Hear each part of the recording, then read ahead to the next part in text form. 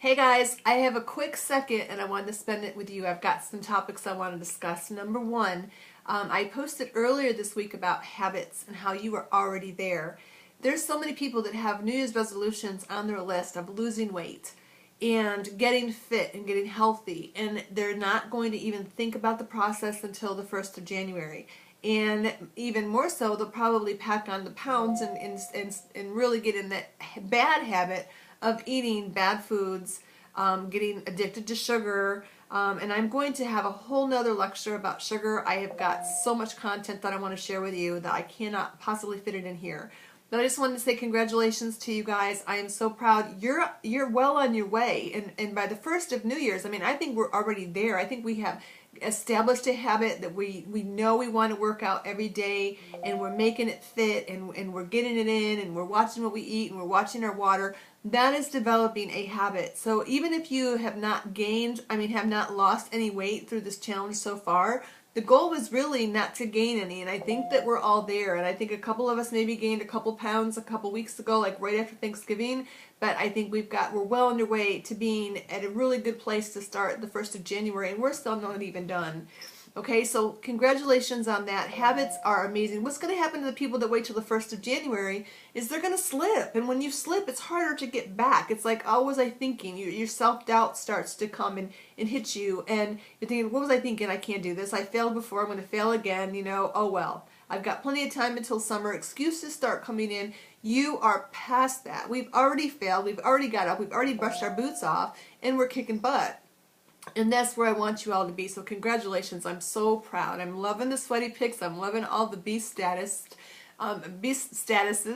But now that's what I want to talk about next. So I have two questions that I want to address. Number one, somebody said, I don't understand this. Am I going to have to do 6 workouts a day, of 6 workouts a week, and watch my diet and nutrition for the rest of my life? So this is someone is asking this that had over 100 pounds to lose and is well on their way to losing that 100 pounds. And my answer is no. You will eventually go on a maintenance schedule, and a maintenance schedule is so much easier. So that's what I could be on if I didn't have a goal of the cruise in March and what I wanted to look like and feel like. I could be on a maintenance schedule. And in fact, I pretty much have been for the last, I'm going to say 6 months. And it's basically the 80-20 rule. And do I have to work out 6 days a week? No, I have to work out 4 days a week. That's my rule.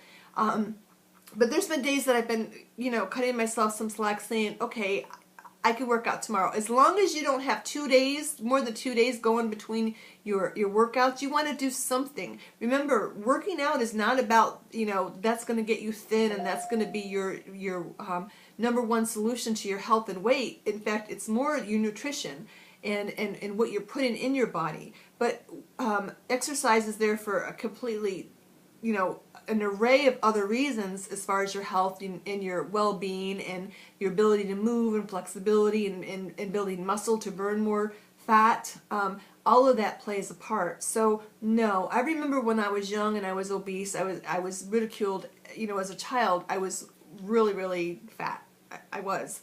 And I didn't have any friends. They would all make fun of me, and when I'd come home and I my mother would say, well, I love you. And I'm like, well, you're supposed to love me.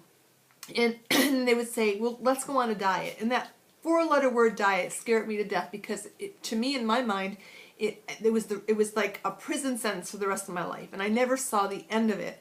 And I just didn't see it possible. So I want to tell you, no, continue on your journey of what you're doing, because it's working. Forgive yourself when you slip up. Don't get too stressed about mistakes, because we're all going to fall back. But the reward is that we're in it together, and we're not going to fail.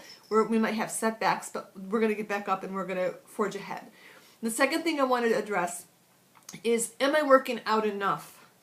Or am I working out too much? So I know we have a couple people in this group that are overachievers, and they're doing more than one workout, and they're doing very hard workouts. Well, they didn't start there, okay?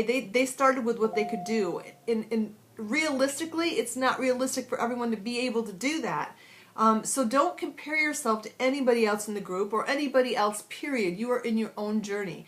And if you've gone from being inactive to doing even a 30-minute workout a day, you should be applauded, and I applaud you. and you're going to work out up your strength, and you're going to work out up your endurance to the point where you can do more. And again, evaluate how hard you're working in the program that you're working. If you're doing T25 and you're doing the modifications, move yourself up to the advanced. Crush the workouts with the most.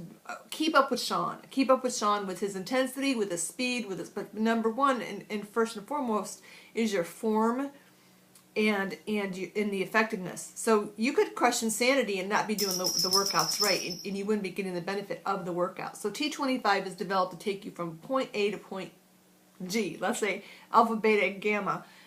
So follow the workouts. And is T25 enough? Yes, it is enough. He even addressed that yesterday. So you're not alone thinking, am I doing enough, and by looking and seeing what other people are doing. Same thing with P90X3. P90X3 is 30 minutes. Oh my goodness. It is such an amazing workout. So for you guys that are going to start in January with me, you're going to love it. I promise you. So yeah, I love P90X, and I'm probably biased, but it's the best of both worlds. Today's Agility brought in a little bit of Insanity Asylum and P90X together, and that to me is a dream come true, to have a combination of P90X and Insanity Asylum. So it was awesome. I enjoyed every minute of it. So I'm only on day 2, and I'm just trying out the workout so that I can kind of give you a review. I promise I won't go into it until we start in January.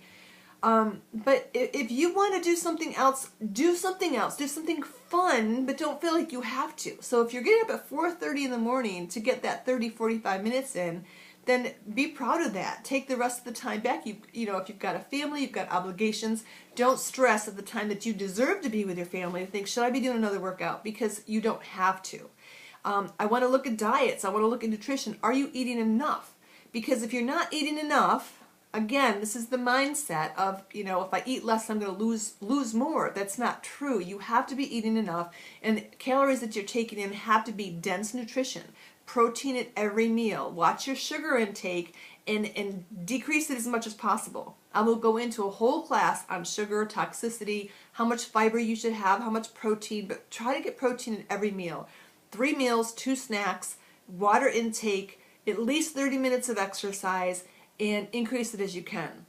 But please, guys, and if you've slipped over the last couple weeks, pick yourself up, brush your boots off, and let's get up and get back on it. I know next week's going to be hard. It's Christmas, but resist as much as you can the sugar, because if you've gone this far, your body's going to reject it, number one. Number two, it's going to make you sick. Your stomach's going to be like, I just went through this. My daughter made some buttercream frosting, homemade, and it was so good. And it was a trigger. I could not stop eating it. I got sick. She got sick. It was terrible. And it's because we've been eating so clean. So in hindsight, you look back and go, oh, what did I do that I know better? So just moderation. Enjoy time with your family. Enjoy Christmas. There's so much to celebrate. And we've got an amazing year ahead. And I love every single one of you. And I'm so proud to be a part of this group. And thank you for your support. And anything that you need, let me know. So those are the 2 things that I wanted to cover. More to follow. All right, guys. Crush it.